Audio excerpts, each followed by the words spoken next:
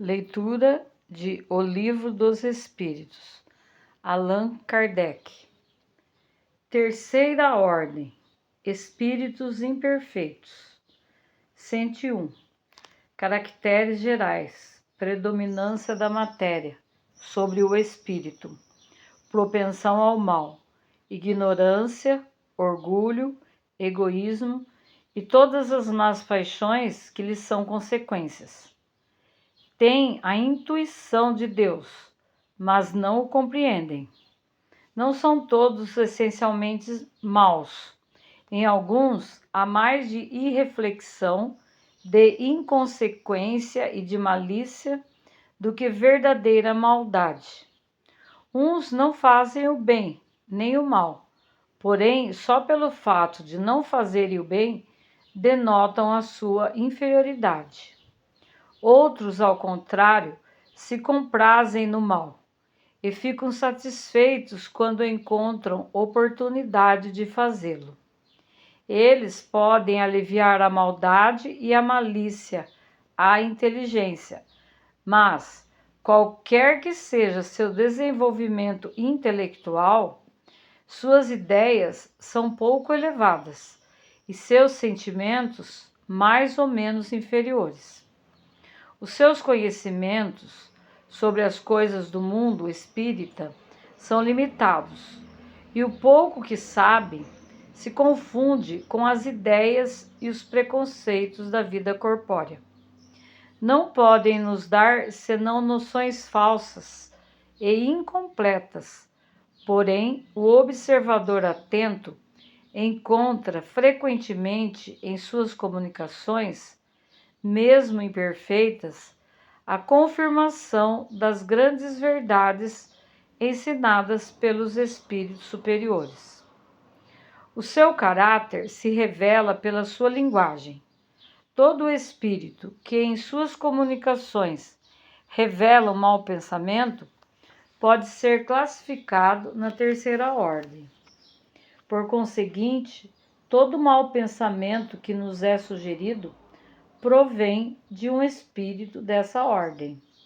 Vem a felicidade dos bons, e isso para eles é um tormento incessante, porque experimentam todas as angústias que a inveja e o ciúme pode produzir.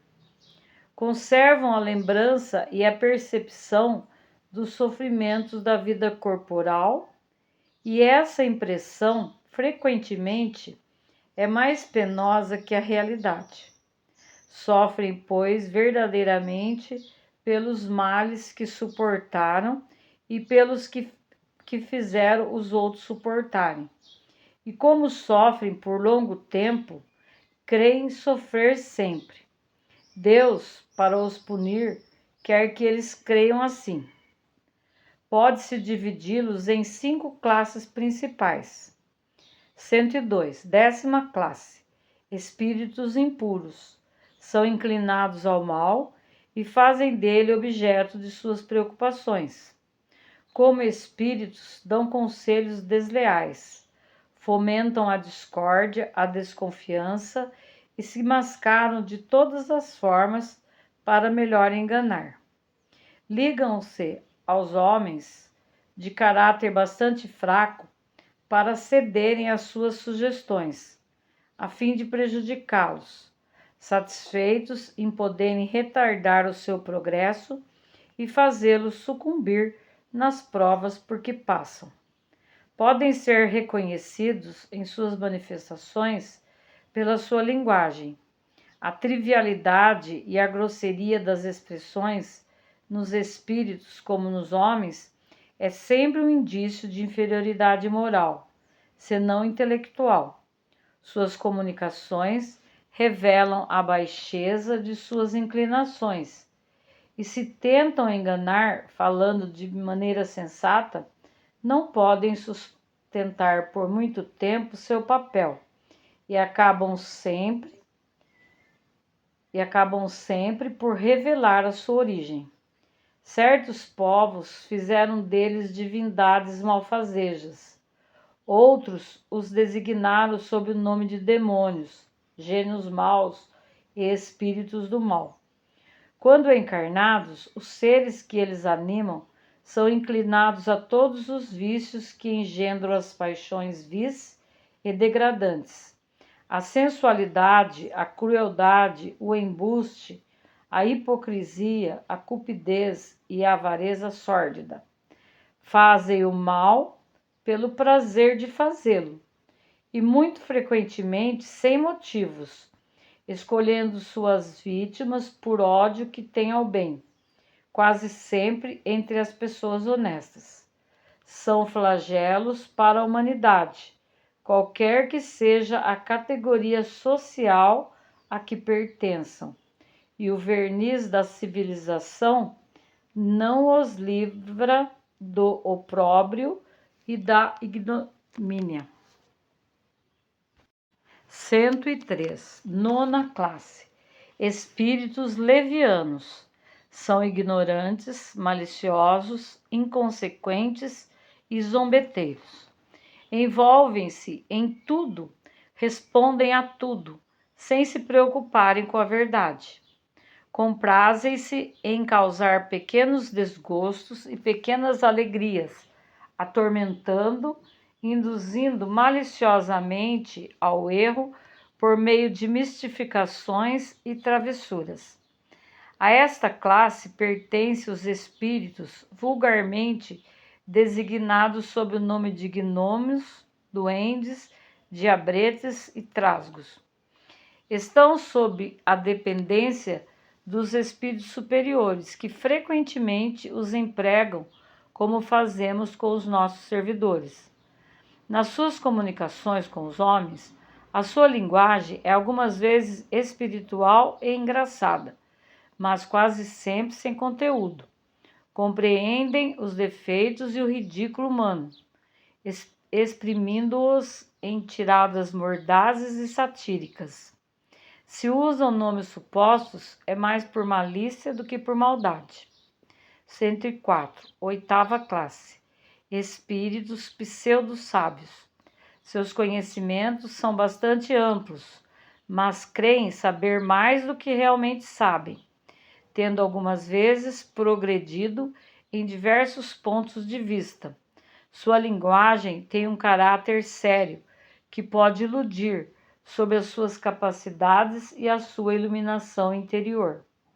Em geral, porém, isso não passa de um reflexo dos preconceitos e ideias sistemáticas da vida terrena. É uma mistura de algumas verdades ao lado dos erros mais absurdos, nos quais se percebe a presunção, o orgulho, a inveja e a obstinação, das quais não puderam se despir. 105. Sétima classe. Espíritos neutros. Não são nem muito bons para fazerem o bem, nem muito maus para fazerem o mal, inclinando-se tanto para um como para outro, e não se elevam acima da condição vulgar da humanidade, tanto pelo moral como pela inteligência. Apegam-se às coisas deste mundo, cujas alegrias grosseiras não têm mais. 106. Sexta classe. Espíritos batedores e perturbadores. Esses espíritos não formam, propriamente falando, uma classe distinta pelas suas qualidades pessoais, podendo pertencer a todas as classes da terceira ordem. Manifestam frequentemente sua presença por meio de efeitos sensíveis e físicos, tais como pancadas, o movimento e o deslocamento anormal dos corpos sólidos, a agitação do ar, etc. Parecem ser mais que os outros agarrados à matéria. Os agentes principais das perturbações dos elementos do globo, quer atuem sobre o ar, a água, o fogo, os corpos duros ou nas entranhas da terra. Reconhece-se que esses fenômenos não são devidos a uma causa fortuita e física, quando têm um caráter intencional e inteligente. Todos os espíritos podem produzir esses fenômenos, mas os espíritos elevados o deixam, em geral, como atribuições dos espíritos subalternos, mais aptos às coisas materiais do que às coisas inteligentes. Quando julgam que as manifestações desse gênero são úteis, servem-se desses espíritos como seus auxiliares.